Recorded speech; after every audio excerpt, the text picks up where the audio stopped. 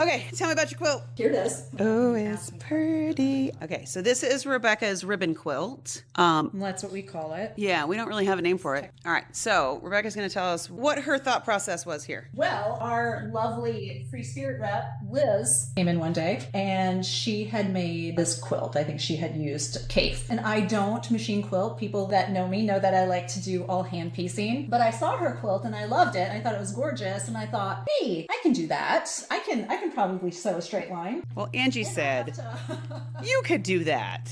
And not have to worry about rulers and all the stuff that gives me great anxiety about sitting at my sewing machine. And if you're a beginner and you're like, oh, what's a great quilt I can make right off the bat? Like, this is beginner friendly and it's fast. So you can make this in a weekend. You got a gift for somebody or a wedding or baby or whatever. This is a fast, easy make. So you just get a layer cake, 10-inch layer cake of your choice, and pick out some fancy ribbons, you know, whether you like Tula or Tape or what do you got at home, whatever. And it's really simple. I just sat in front of my television, sat down on the carpet, opened up one of these bad boys, laid them all out in front of me, and I kind of just started grabbing ribbon and was like, oh, what do I like with that? What do I like with that? And cutting and pasting. The product I used the Stitch Perfection tape. Just because you can peel and stick and stick. You know, I ironed later before I started sewing it all together. You can also use the fusible. So what's the difference between the two? Because this is just a two-sided sticky tape that you can just cut and like you're taping something.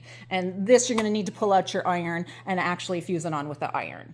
So this is a temporary hold. This is a permanent hold. And the Apple stick tape comes in 1/4 inch, 1/2 inch, 1 inch. And the Stitch Perfection tapes come in a 1/2 inch and a 1 inch. And these already come in 1 yard pieces. Yes. Right? These are 1 yard pieces. Yeah. So you get like 3 out of each one, right? Yeah. Yeah. There's 6 in here. So 6 times 3 is 18. So with 3 packs of ribbon and a layer cake, you can make that. Yeah. And then after that, you know, I just laid them out. Once I had them with all the ribbons on, I just, you know, just laid them out and figure out how you visually want to see it. And that's it. And then sew it together. So you need a pattern. No pattern. So you'd probably do that again? Maybe. I feel like I could if I chose to.